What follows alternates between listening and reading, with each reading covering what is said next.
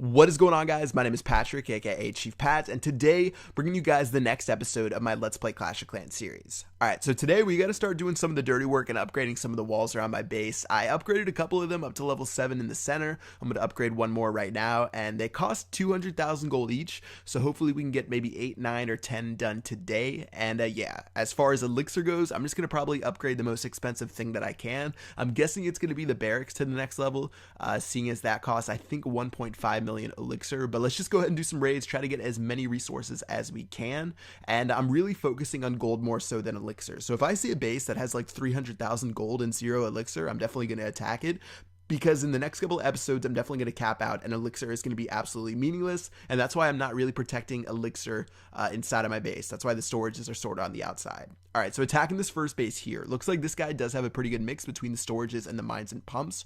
Rather than just attack from one single side, seeing as this guy has all of his defenses on the outside ring, literally none of his defenses are in the center of his base, I'm just going to attack from pretty much every side of his base, and after I destroy the main part of the defenses, the inside is obviously not going to be able to do anything, and it's going to be an easy 3-star wrap up. So I decided to attack from the bottom right, the bottom left, as well as the top left, and there's only an archer tower and a cannon on the top right, so those really shouldn't cause too much of an issue. And yeah, I should have plenty of troops to get through the base, as well as I still have my Barbarian King doing a lot of work. I'm trying to drop my Barbarian King so he doesn't take a lot of damage, and I can use him in as many raids as possible while he's still doing a lot of damage to the defenses and a bunch of buildings. And it worked out really well for this raid. He didn't take any damage, and this wrapped it up for the raid. Alright, so in total, 419,000 resources, plus a little bit of a bonus and 16 trophies. Not too bad at all, and let's go ahead and check out the next raid that we have. Alright, so almost 500,000 resources for this guy, and definitely different than the other one. This guy has pretty much everything inside of his mines and pumps. So I'm not going to have to focus into breaking to that second layer, I guess, depending on what side you look at the base. And I'm really just focused on the mines and pumps, and some of them are actually spread pretty far apart. So unfortunately, I can't just drop my goblins on the outside and take care of everything without dropping any wall breakers, giants, or archers or anything. So I'm going to start off by dropping my archers on the outside, and I'm just trying to get rid of some of these garbage buildings before I start going into the center of the base, because nothing's worse than dropping your giants and then having your archers have to shoot through a bunch of army camps, and by the time that they're done, your giants are already dead, and the raid is going to turn out to be a failure. Alright, so army camps are down. Now I'm free to drop my archers. They're going to help shoot down that wizard tower. I'm starting out on the bottom left, and I'm going to slowly swing my way all around the base, and again, I'm mainly focused on the gold mines. So I'm going to go for the gold mines first, and then after I'm done with the mines, I can switch my priority to the pumps and see what happens with that. Alright, so we're doing a good job right there. I'm also going to want to break through right here. There is a gold mine right here, so I'm just going to use a simple wall breaker and break through to get that. And then I'm just going to keep dropping a couple more goblins, but I don't want my guys to get distracted, because if I keep dropping from that one side, my goblins will eventually try to break through the wall and get to that gold storage that's on the bottom left wall. So I'm going to have to break through the top right as well, and I might even consider breaking through the top left, depending on how much I really want to get those elixir pumps. Alright, so troops are going through. I only have about 10 goblins left after I drop those guys. I'm going to slowly drop them inside the base. Looks like that elixir collector is going down, and there's only one more gold mine left. My guys are going to run in, and they're going to try to do the best they can. Alright, so I did try to get this last elixir pump at the end. You can see I dropped a giant, and I wanted the giant to tank the wizard tower for my archers, but unfortunately the giant took such a long route. The wizard tower ended up redirecting my archers, and unfortunately they weren't able to do much of a good job.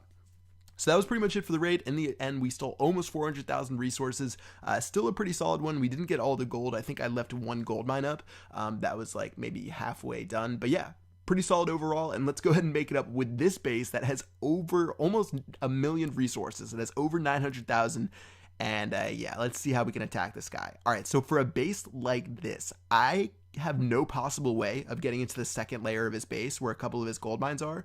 If you look into the bottom left, there's a gold mine behind 2 walls, as well as there's one in the very core of the base. So those 2 gold mines I'm just going to write off, because I know there's no possible chance I'll ever get to them. I know I can definitely get the ones on the outside, and I'm just going to drop some lightning spells on that dark elixir pump and that gold mine, and I'm not going to worry about those guys anymore. Alright, so there's only 150,000 gold left. We've already done a good job of taking care of those. I'm going to keep dropping my goblins outside of the base, and a big mistake that a lot of people make with these types of bases is they see all these resources and they think they just have to attack from one side, especially when you only have level 4 troops like I do. Like if I chose to attack from the bottom right, I would get to the second layer of the base and then I would just get absolutely destroyed, and I would end up getting like 100,000 resources overall. So it's a way better idea to split your troops apart in the base and to do what I'm doing right now. I'm just doing a divide and conquer tactic. I'm going all around the base. I'm finding the pumps. I'm finding the mines.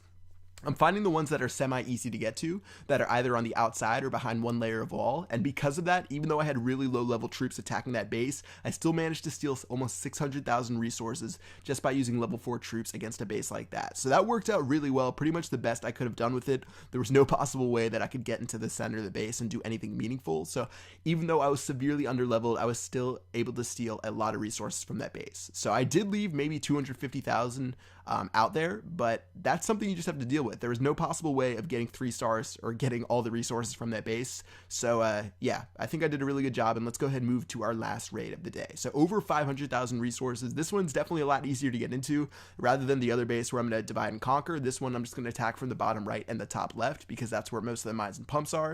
And let me just go ahead and split apart my giants, split up my archers and goblins, and we should be able to just dominate our way throughout the center. Luckily, the storages are in their own compartment, and that's usually good when you're going for the mines and pumps, because nothing's worse than when you're going for the mines and pumps and then all of a sudden your goblins are attacking the storages that have literally 0 gold and 0 elixir inside of them. So he did me a favor by walling those guys off, and now I can just drop my goblins to run around the center of the base, destroy all the mines and pumps, and we should get a pretty good amount of resources from this raid. We'll have to see how much we get in the end, but we pretty much should get the majority of what this guy had.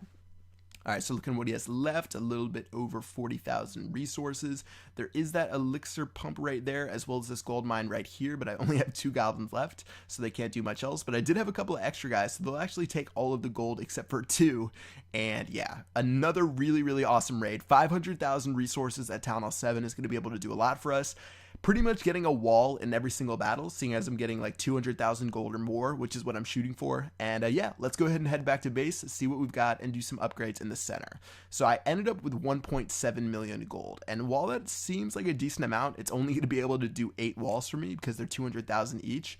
And even though my army compositions were pretty cheap, yeah, it turned out to be a pretty profitable day, and I'm just going to have to keep grinding away those walls as much as I can. Again, as far as elixir goes, 1.5 million elixir to upgrade the barracks. I'm going to go ahead and upgrade these to level 9 and get the dragons, which I'll show you guys in a later episode, but I think that's going to wrap it up for the wall grinding today, and that should do it for this video.